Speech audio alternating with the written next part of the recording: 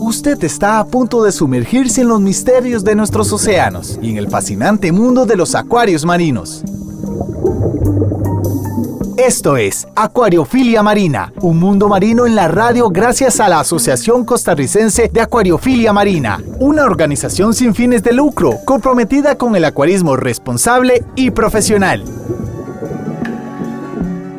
¿Qué tal, amigos de Monumental, la radio de Costa Rica? Es un placer saludarle a usted en esta mañana de sábado a través de las ondas radiales de la radio de Costa Rica, los 93.5 de la frecuencia modulada.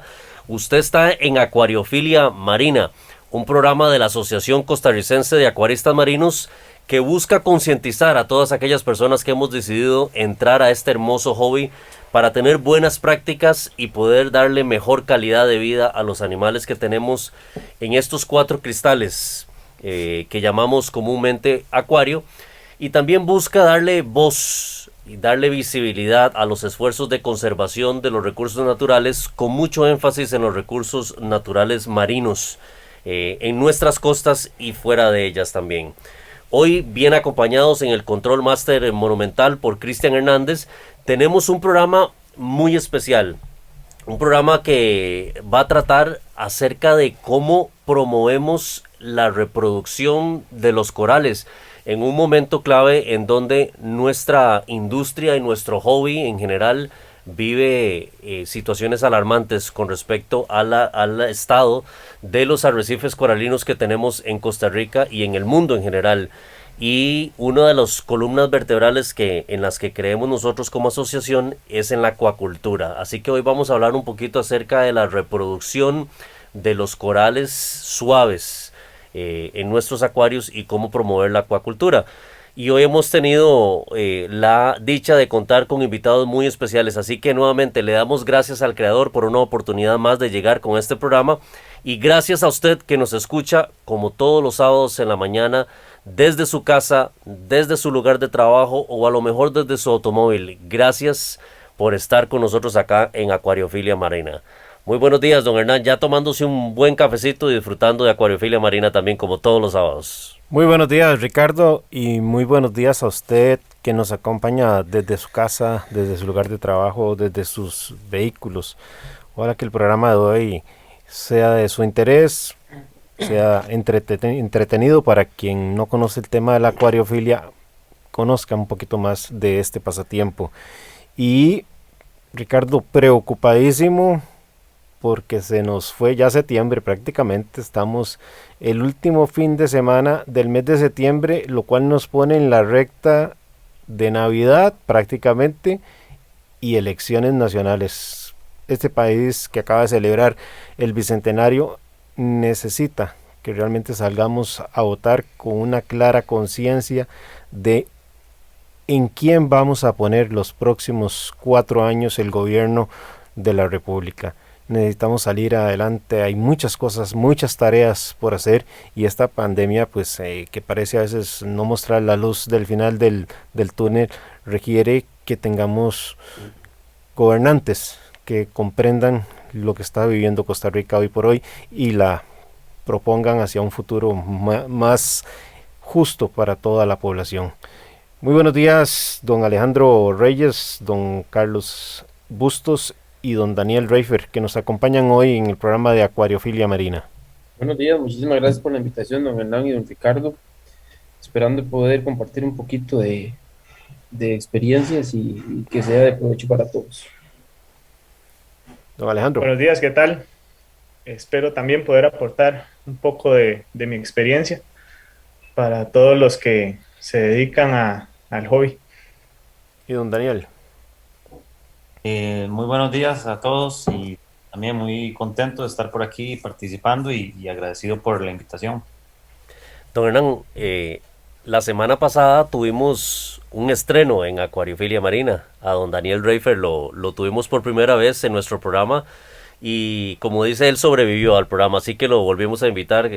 Don Carlos, por supuesto, ha estado en varias ocasiones con nosotros, y hoy estrenamos también a un asociado muy estimado como es Alejandro, que tiene muchísimo conocimiento del tema que vamos a tocar hoy. el promover la acuacultura en su propio tanque, ¿verdad? Como muchos de nosotros lo hacemos porque enfrentamos una situación muy interesante para darle introducción al tema que tenemos en esta mañana, don Hernán. Aquellos que hemos logrado desarrollar cierto conocimiento y buenas prácticas, nos enfrentamos a una situación que es el crecimiento de los corales. Y muchos de nosotros enfrentamos crecimiento como el caso de usted, don Hernán, donde sus corales literalmente salen de la superficie del agua y la pregunta es, ¿qué hacemos con ellos? ¿Qué hacemos con ese DNA que tenemos en custodia? Y cómo podemos aprovechar ese conocimiento, esa oportunidad de tener crecimiento en nuestros acuarios para minimizar el impacto y la explotación de nuestros océanos. Que usted muy bien lo sabe, don Hernán, y lo hemos manifestado ampliamente en este programa.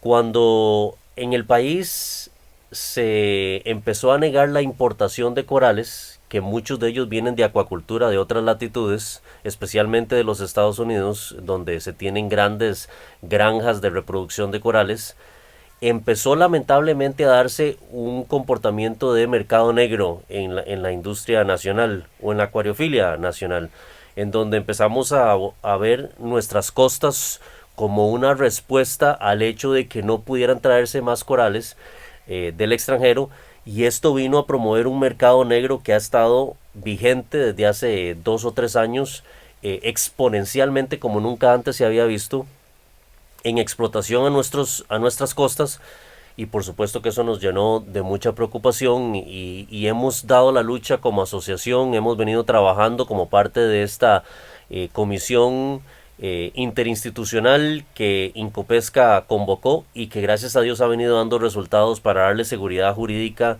al hobby en general, por supuesto con peces y corales, pero que también representa una oportunidad de reflexión en nosotros como acuaristas para tener la oportunidad de hacer acuacultura en nuestros propios tanques. Y hoy particularmente vamos a conversar acerca de los corales suaves o corales blandos y cómo reproducirlos de tal forma que represente una oportunidad para hacer un intercambio como se ven en otras latitudes, no solamente a través de los grupos de WhatsApp y los grupos de Facebook, como es comúnmente visto, sino que también hemos llevado esa práctica a la principal feria de acuariofilia o expo de acuariofilia que tenemos nosotros en el país, como bien la conocemos como CAMCO, y es básicamente un modelo que se practica en otras latitudes también, y lo vemos en Estados Unidos con la homóloga Magna, que es la Conferencia de Acuaristas Marinos de Norteamérica, que también viene a representar una ventana para que haya intercambios también de fracs de corales, como venimos a hablar. Entonces, hoy planteamos este tema y hemos invitado a Alejandro, a Daniel, a Carlos también, para que conversemos acerca de la particularidad de estos corales. Pero, señores, la primera pregunta para ustedes, para que planteemos el tema: ¿qué son corales blandos? ¿Cuáles son las características de esos corales? Y tal vez voy a permitirle a Alejandro que tome la palabra. Ok, bueno, los corales blandos son los corales que no poseen un esqueleto. Hay 3 tipos de corales: los corales blandos, corales LPS y corales SPS, perdón. Estos corales son conocidos por tener una estructura de calcio, un esqueleto de calcio. Y los corales blandos carecen de esta característica. ¿Por qué están tan gustados los corales blandos en la industria, compañeros?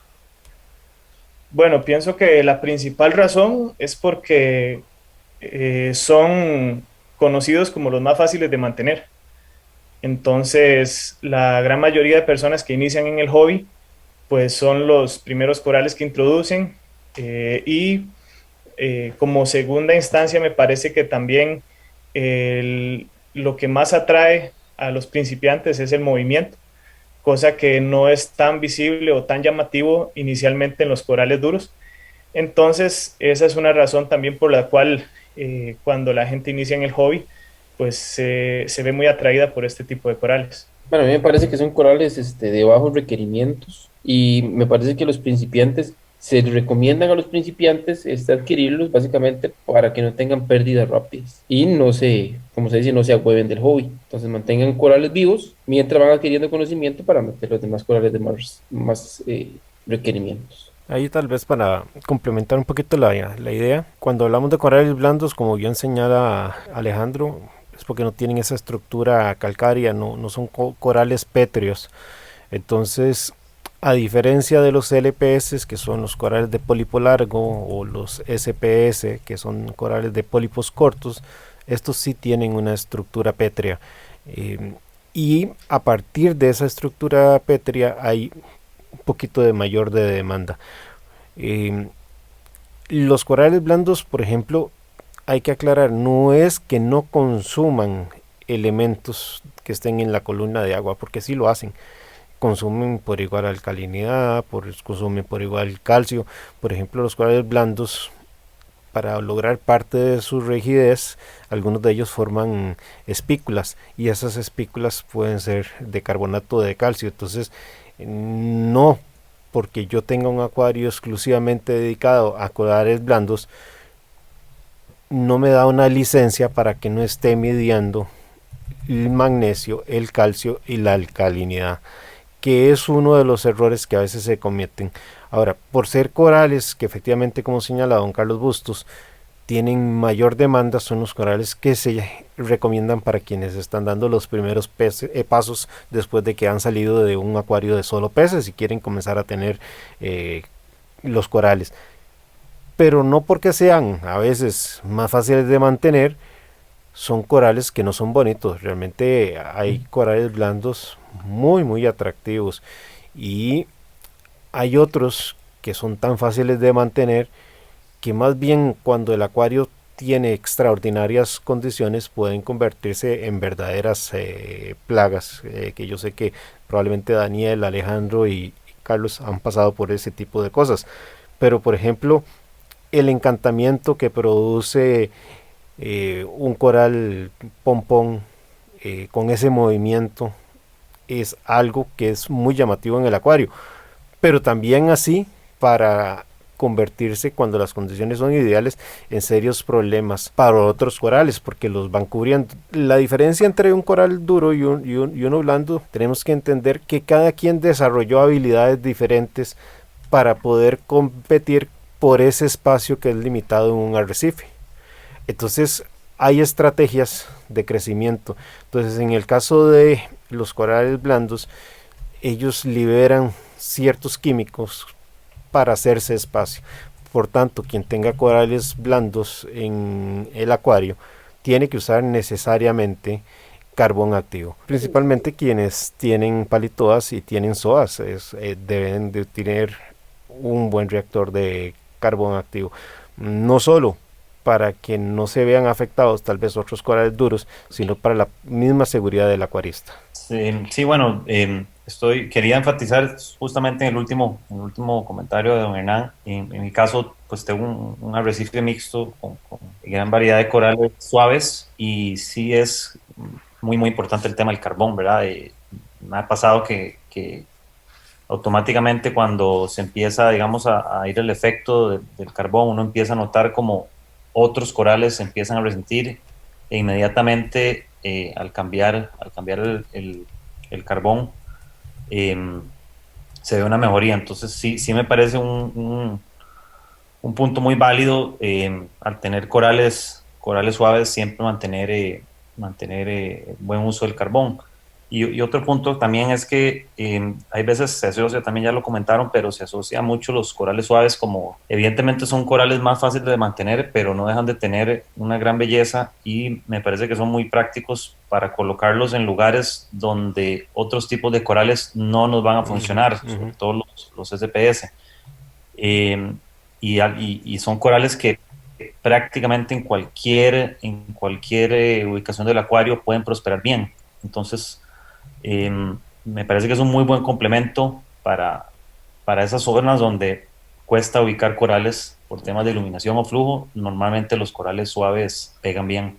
Sí, correcto, estoy de acuerdo con eso. Y a ver, si nos ubicamos, tal vez, como ya lo decía don Hernán, los más comunes que vemos más en este pasatiempo, vemos las sodas, que hay muchísimas variedades de sodas, a veces hasta cuesta identificarlas, ¿verdad? Porque inclusive algunas de ellas son muy similares. Las palitodas, que vienen a ser como sodas, que son básicamente, para que la gente se imagine, como flores pequeñas, o pólipos que tienen. Las palisodas tienden a ser un poquito más grandes en su circunferencia, pero también tenemos otros que tienden a ser de otra morfología. Por ejemplo, tenemos el Star Polyp, que son muy parecidos al zacate, como le dicen mis hijos, ¿verdad? El zacate del acuario. También tenemos algunos que tienen formas más de árboles, si lo queremos ver así, como los Kenia, Las que son muy inularias. comunes, las inularias. También tenemos las gorgonias, como decíamos anteriormente, que tienden a ser como palitos peludos que tenemos en el acuario. En fin, también tenemos una gran cantidad de hongos Así es. que A eso iba a apuntar yo, Ricardo, Ujú. porque a veces se puede pensar que los corales blandos pueden ser baratos, pero en la variedad, por ejemplo, de ricordias o de discosomas, que son hongos, vos encontrás corales que son realmente cariñosos, caritos, ¿verdad? Y también en el mismo caso de las sodas, que son prácticamente corales que a veces llegan a categorías de colección y se paga muy bien por un pequeño pólipo. Yo creo que solo estos dos son un buen ejemplo de la belleza que uno puede formar aprovechando esas áreas que ahora decía Daniel. Son de bajo requerimiento de iluminación, y entonces formar esos jardines con soas o unas colonias bonitas de diferentes hongos, discosomas, Ricordia yuma, por ejemplo, le da un atractivo lindísimo al coral.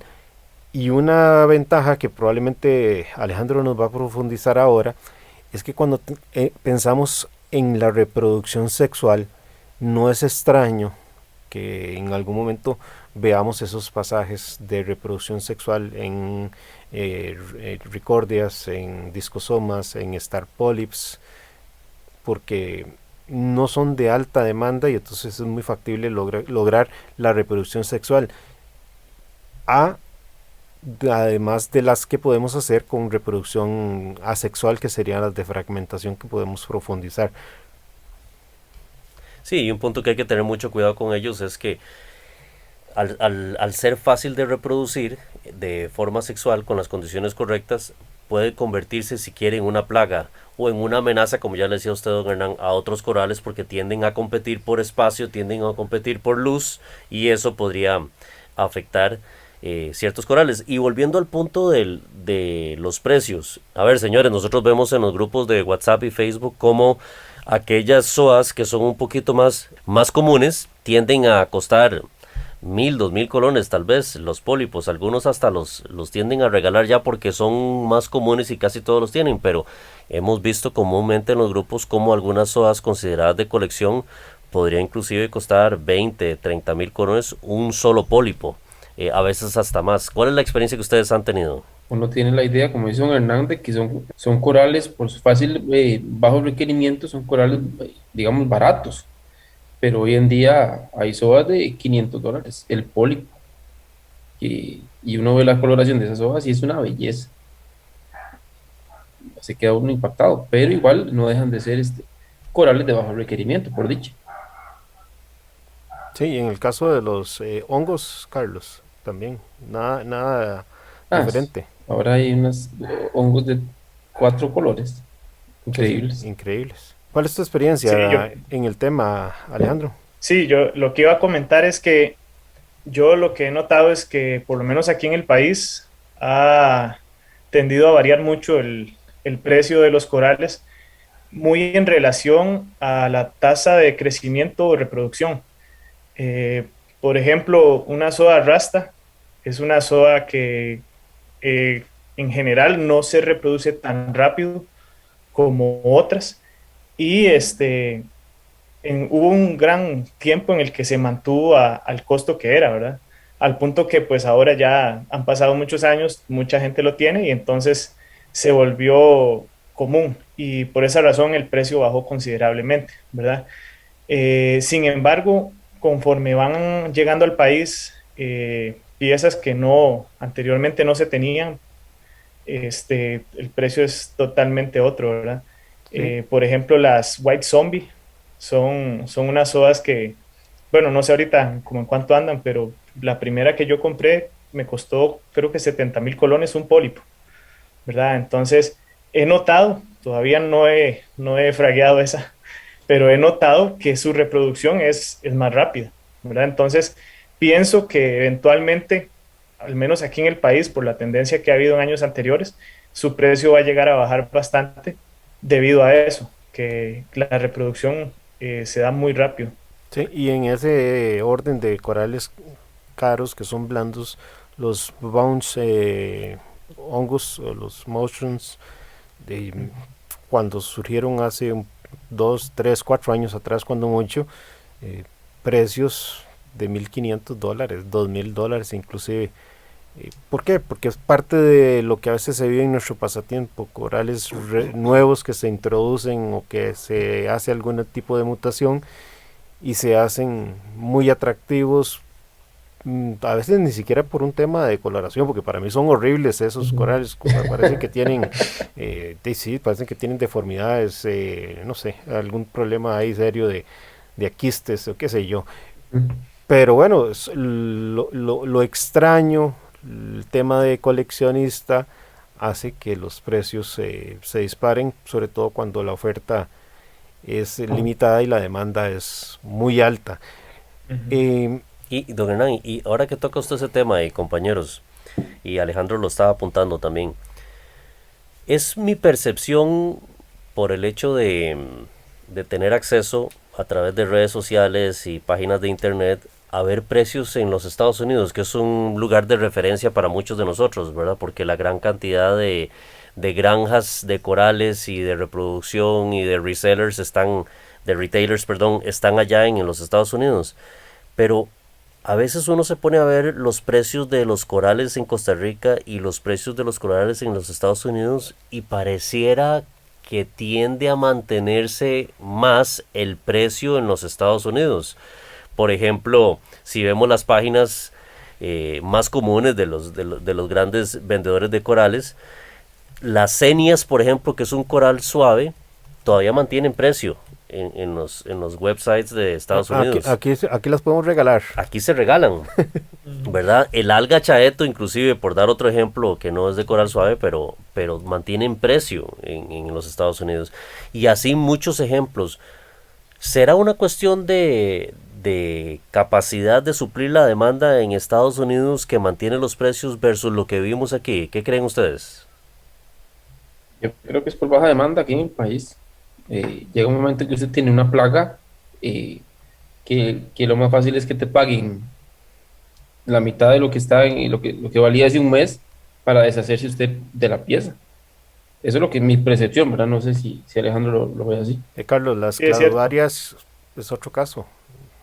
Son corales que los tenías, valían y de un momento a otro se volvieron plagas. Correcto. Y ya uno no los quiere meter en el acuario porque sabe que se le van a volver plagas. Así es. Ajá. Bueno, Sí, Pero son correcto. lindos, no dejan de ser lindos. yo creo que tal vez Igual. de aquí surge una enseñanza. Quien quiere dar el paso y meterse a tener este tipo de corales, star polyps, cenias, pompons, cladodiarias, etcétera, yo creo que la recomendación, y bueno, y los mismas palitodas y demás, yo creo que la recomendación es, si le gusta, póngalos lejos de la estructura principal del arrecife, porque si se le comienzan a desarrollar en la estructura principal, luego controlarlas es muy difícil, y ya cuando uno va aprendiendo, ya quiere saltar del coral blando a un SPS, por poner un ejemplo, y va a tener conflictos tarde o temprano. Mientras que si crea islas con este tipo de corales blandos, la manipulación es más fácil. ¿Alguien tiene el nombre de este coral que es como una florcita muy pequeña que se pega en las piedras, que se hace plaga en una semana? Una flor Azul, como morada, morado. pequeñita. Ajá. Clavularia. Sí, Esa sí, es la una clavularia. clavularia. Por eso fue que la Me cité. habían dicho, Me habían dicho que tenía otro nombre. Bueno, yo iba a dar el ejemplo, no sé si estás hablando el mismo, de los cloud polyps, Es, Creo que sí. es Por que ahí son un eso. anda. poquito más grandes, pero eso por experiencia también, o sea, es muy difícil de controlar, ¿verdad? O sea, son lindísimos, pero una vez que se te pasan al resto de la estructura, eh, ni Así que solo arrancando, desarmando, Daniel. ni Así que solo arrancando, desarmando. ni con goma loca, o sea, yo he probado todos los métodos posibles y vuelven a nacer. Sosa cáustica. Se soltó uno y te aparece en el otro extremo de la pecera y ahí solo desarmando, como vos decís. Entonces sí hay que tener cuidado con ese tipo de corales, de mantenerlos aislados, ¿verdad? Son muy bonitos, pero sí se pueden complicar, digamos. Señores, les voy a pedir que nos hagamos un paréntesis aquí para irnos al corte comercial y ya estamos de regreso.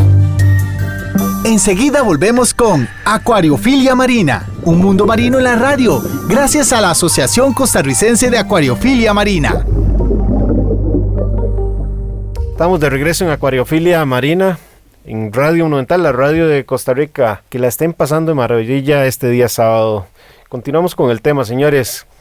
¿Qué les parece si le entramos un poquito a analizar o a recomendar cuáles son las condiciones que hay que tener en el acuario para mantener este tipo de organismos, estos corales blandos? Yo sé que hablamos de que son corales que tienen muy baja necesidad comparativamente con otros corales, pero por ejemplo, movimiento de agua, ¿qué tan frecuente deberían ser los cambios de agua para reponer elementos menores, traza, el tipo de iluminación, se requiere un buen skimmer o no, etcétera? ¿Qué características por lo menos podríamos dar como línea general para los que quieren dar el paso a tener acuarios con corales blandos? Bueno, yo pienso que lo primero es el flujo y la luz. En general los corales blandos van de una luz media a baja y del mismo modo el flujo de medio a bajo. Y otra cosa que considero que les gusta mucho a los blandos son los nutrientes, ¿verdad? Cosa que se vuelve un poco complicado de manejar si tenemos un tanque mixto. Sin embargo, si hablamos únicamente de los corales blandos, les gusta que haya un nitrato un poquito más alto de lo que uno mantendría en un tanque mixto. Y lo mismo con el fosfato, ¿verdad? He visto mayor reproducción de corales blandos cuando el nitrato está alrededor de 10 y el fosfato un poquito más alto, ¿verdad? Alrededor de 0.06, 0.08. Y se ven más bien resentidos los corales blandos cuando hay nutrientes más bajos de esos niveles. Entonces esos son como los principales puntos que me parece a mí que son los que ayudan a tener un crecimiento más rápido de este tipo de corales. Sumando a lo que dice Alejandro, compañeros, ¿ustedes consideran que debe haber un parámetro específico de alcalinidad, calcio y magnesio para que estos corales prosperen? Yo considero, Ricardo, disculpen que me meta la cuchara, que es como un buen sparring. Un coral de estos es un coral donde lo va a ir educando a usted a tener parámetros estables, a tener una luz adecuada, a hacer cambios de agua y ver cómo reaccionan los corales, porque si yo tengo un coral de estos que relativamente es fácil, pero se me mueren, entonces se puede empezar a tomar acción. Me parece que es un buen parámetro para empezar a entrenarnos como acuaristas. Sí, sin duda alguna. Si no se logra mantener este tipo de corales, el acuarista tiene que comprender que todavía no es momento para saltar a otros corales con mayor necesidad. Alejandro, en el tema de fragmentación, ¿cuál ha sido tu experiencia? Yo he notado que hay dos tipos diferentes, dos formas diferentes para cortarlos, ¿verdad? Hay corales como las sodas, como los hongos, que ellos se adhieren a las rocas, ¿verdad? Entonces, por lo menos en mi experiencia, yo prefiero no despegarlos de las rocas. Hay gente que suele hacerlo así, el Star Polyp, ¿verdad? Lo separan de la roca, pero a mí personalmente no me gusta porque siento que el coral sufre más y su tiempo de recuperación es mayor. Y segundo, que también los pegamentos que utilizamos para adherirlos a los plugs o a las otras piedras suelen no pegar bien, ¿verdad? Entonces, en el caso de este tipo de corales, yo lo que acostumbro es, ya sea con un alicate para cortar piedras o con un motor tool, un Dremel, corto las piezas dejándoles un pedacito de roca en lo que están adheridos para poder pegar después en el plug, ¿verdad?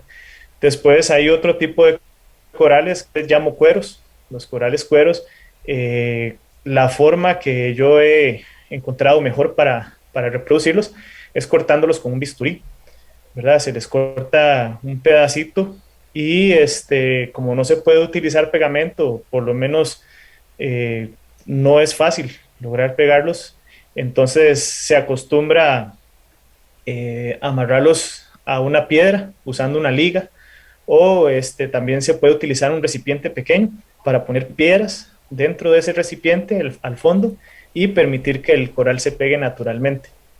Entonces, más o menos esos son como los dos procedimientos que yo utilizo dependiendo del tipo de coral. Tal vez ahí ayudar en la explicación, Alejandro. Primero, que quien vaya a realizar este tipo de prácticas, principalmente cuando saca del agua el coral y lo va a utilizar, ya sea el bisturí o el Dremel, siempre usar guantes y protección de los ojos, sobre todo Gafas, correcto. si vamos a trabajar o manipular psoas o palitoxinas, porque si usted es además sensible a este tóxico, ya estamos hablando de que puede perder la vista, puede causar un problema en la familia gigante con algún derrame que produzca la palitoxina. Entonces hay que ser muy respetuoso principalmente de este tipo de coral. Y un ejemplo de eso, don Correcto. Hernán, que puede pasar hasta en lo cotidiano. Recientemente tenía una pequeña cortadura en un dedo, no utilicé guantes y metí la mano en el tanque simplemente para arrancar un pólipo que se me había adherido a una parte del vidrio. Algo tan sencillo como eso. Y el haberlo arrancado por las toxinas que ellos sueltan, me causó un dolor en esa cortadura de cerca de 3 días con hinchazón incluida. Entonces Claro. es muy importante el uso del equipo adecuado para la protección de uno. Respeto es lo que yo llamo, para cualquier tipo de fragmentación, pero principalmente para todo lo que son las palitoas y las psoas.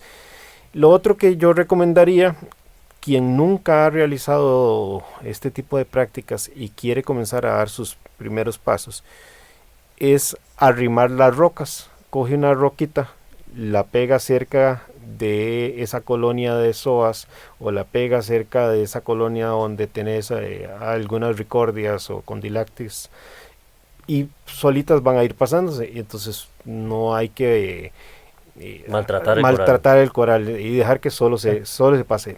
Esto es como para vivir esa experiencia, ¿verdad? Ya conforme el acuarista va teniendo un poco más de conocimiento, de vivencias, puede realizar ya la práctica de fragmentación.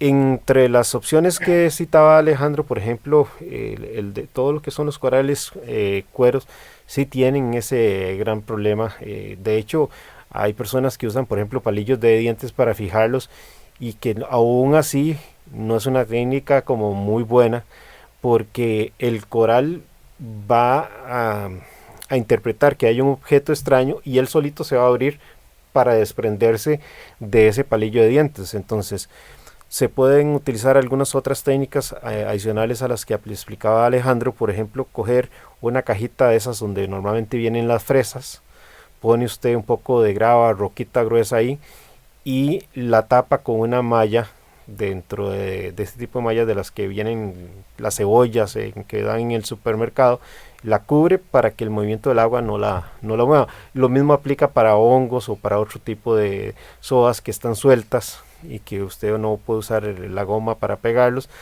las pone dentro de ese tipo de cajitas y ellas se van a ir pegando. Igual es una forma muy fácil donde uno no se complica la vida. Alejandro, vos tenés mucha experiencia en la reproducción de forma sexual de las psoas y ahora nos dabas algunas técnicas. Yo he visto que hay gente que incursiona en esto de la reproducción de los corales, pero hasta en eso uno nota el cuidado y la calidad de el frag que genera, porque ustedes lo han visto, compañeros, hay algunos muchachos que se aventuran y apenas sale un pólipo ahí que se le reproduce, ya arranca ese pólipo y pone un fragcito ahí a la venta, ¿verdad? Con aquel pólipo todo maltratado y todo huérfano. Y hay gente que le gusta más ofrecer corales semicolonias que ya vienen 4 o 5 pólipos y hasta la presentación es más agradable. Yo he visto que vos te cuidas mucho en ese sentido. ¿Cuál es el secreto? A mí me parece que el secreto está en permitir que el coral se desarrolle hasta que se convierta en una colonia. Hay mucha gente que adquiere corales y con el propósito ya sea de compartirlos o venderlos, ¿verdad? Empieza a reproducir, a cortarlos muy pronto, y esto lo que hace es que retrasa el tiempo en el que el coral se adecue al tanque y también que pueda reproducirse bien. Entonces, creo que eso es lo primero, permitir que el coral se convierta en una mini colonia al menos, o una colonia. Lo segundo es la manipulación. Hay gente que extrae el coral del tanque y de una vez empieza a cortar, y esto maltrata el coral. Lo más adecuado es estresarlo, por decirlo así, para que el coral se cierre o se proteja, y de esa manera entonces ya proceder a cortarlo.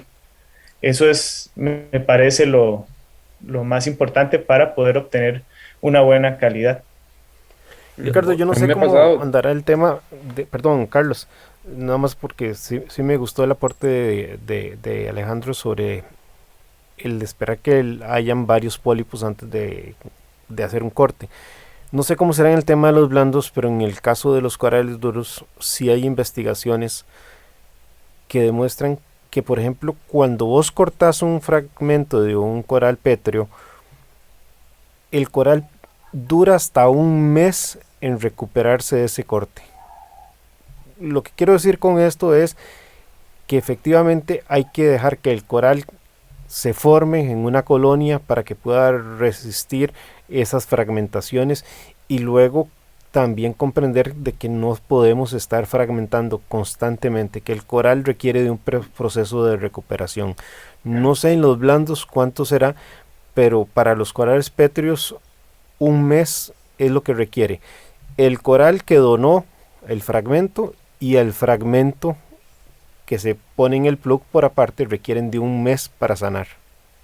Sí, que ese es otro punto y que ya le voy a dar la palabra a Carlos, pero otro aspecto que uno nota es que fragmentan un pólipo y ya lo ponen a la venta, ¿verdad? Y a veces van tambaleándose los pólipos en la goma que está recién puesta, o inclusive vos ves que el plug no está ni siquiera con alga, ¿verdad? Son nuevos. ¿Qué notan ustedes, Carlos? Y vuelvo con vos con el punto que querías explicar.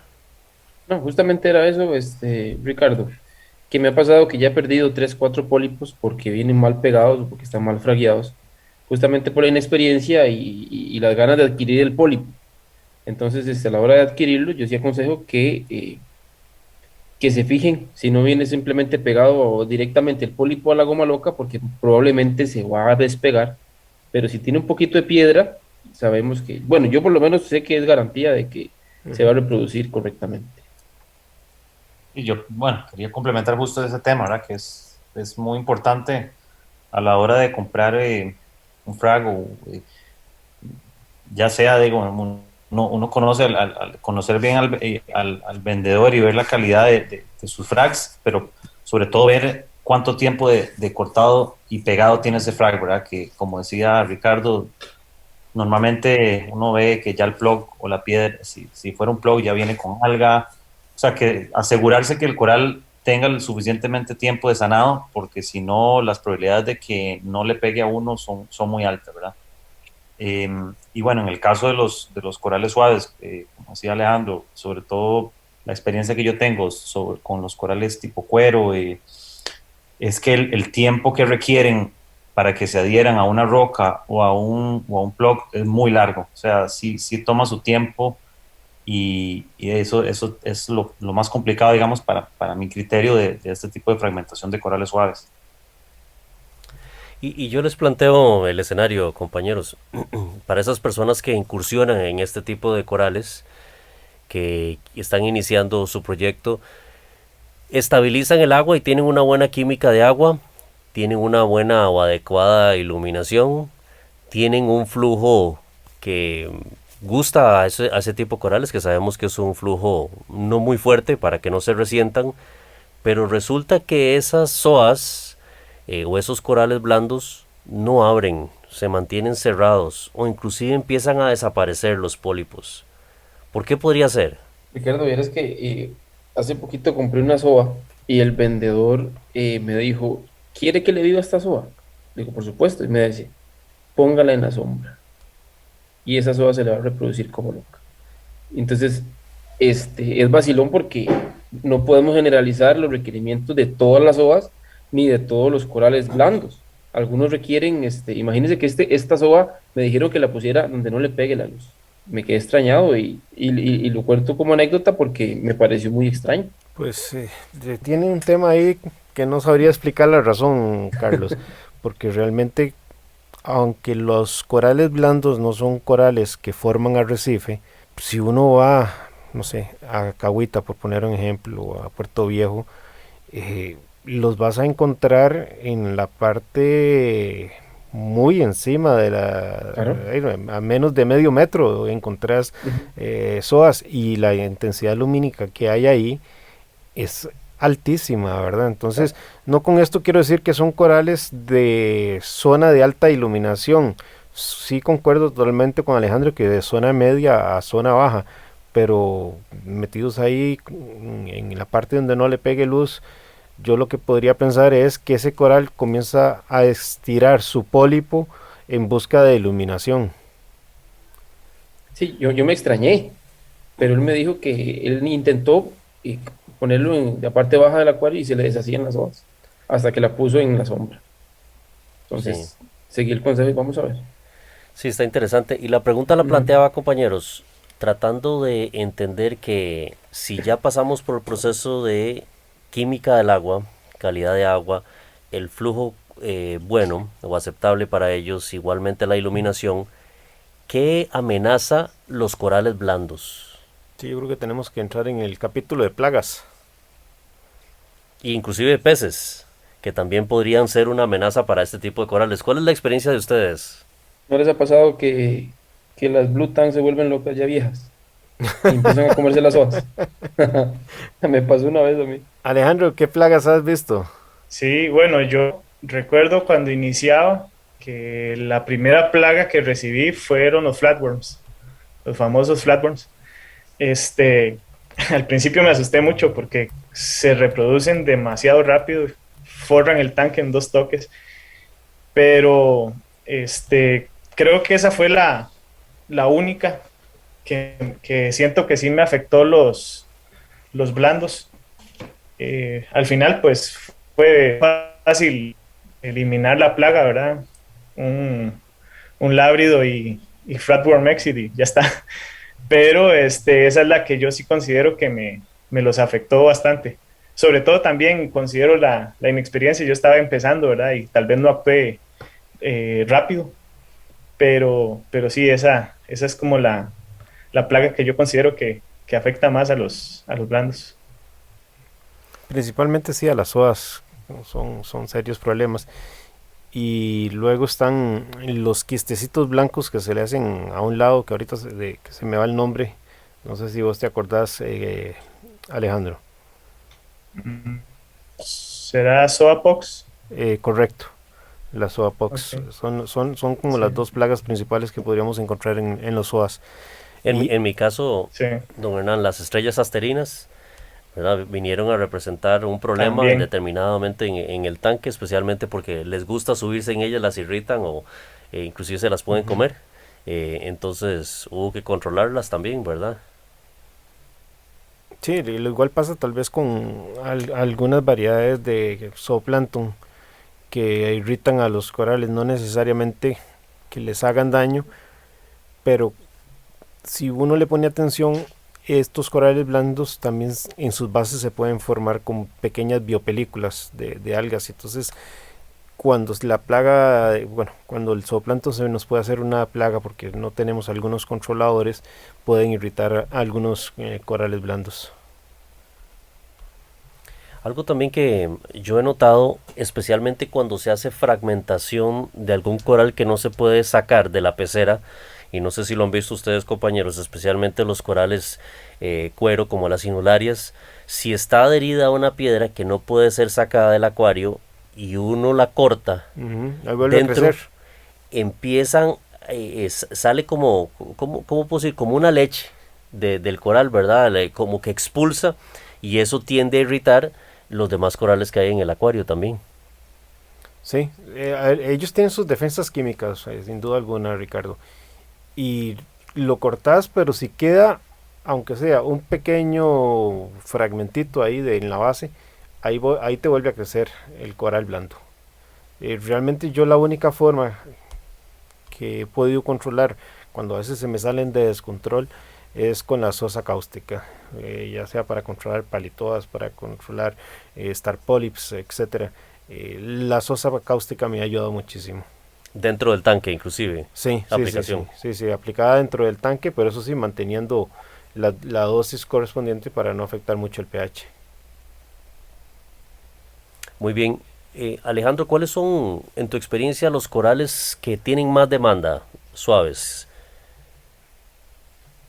Las sodas, definitivamente. Las sodas, por la gran variedad de color que hay, atraen tanto a principiantes como a ya personas más avanzadas en el hobby. Entonces, esa es mi opinión. Las sodas son lo más buscado en cuanto a blandos. ¿Y los corales blandos que podrían ser retadores? Usted habló de uno ahora, don Hernán, del bounce. Ajá. Estos bounce crecen lentamente, usted no tiene una idea de lo lento. Y resulta que no se dividen, según lo que tengo entendido, sino que hay que cortarlos para que se dividan, eh, para fragmentarlo, digamos. No hay cómo se dividan Ese solos, tipo de según lo que corales tengo entendido. hay que cortarlos por la boca. Ujú, A ver, y eso no es para todo mundo. Y correcto. lo otro es haber pagado un dineral por ese coral y que se le desaparezcan sus, sus Sí, protuberancias, ¿verdad? Es Sí, a mí, correcto. a mí Me por lo parece, menos me me parece que ese daría, coral es con un reto. sí, me daría temor pasarle cuchillo al medio a un coral de esos, por ejemplo un Joe Breaker o algo así. Alejandro a lo mejor sí tendrá su técnica, pero no, yo no me la juego. Prefiero que lo haga el coral el solito. Pero sí conocen ustedes la técnica, ¿no? Sí, claro. Ok, sí, sí. Ujú. Eh, Realmente hay que tener experiencia, porque un mal Sí. corte no solo es porque le puedas meter alguna bacteria al coral y no te pegue en ni una ni otra parte, sino que realmente mal cortado afecta a las dos o afecta a algunas. Entonces, no es una técnica para principiantes. así Es es. correcto. El tiempo nos va ganando, don Hernán, ya en el cierre del programa, pero hoy hemos tratado de abordar el tema muy por encima de los corales blandos.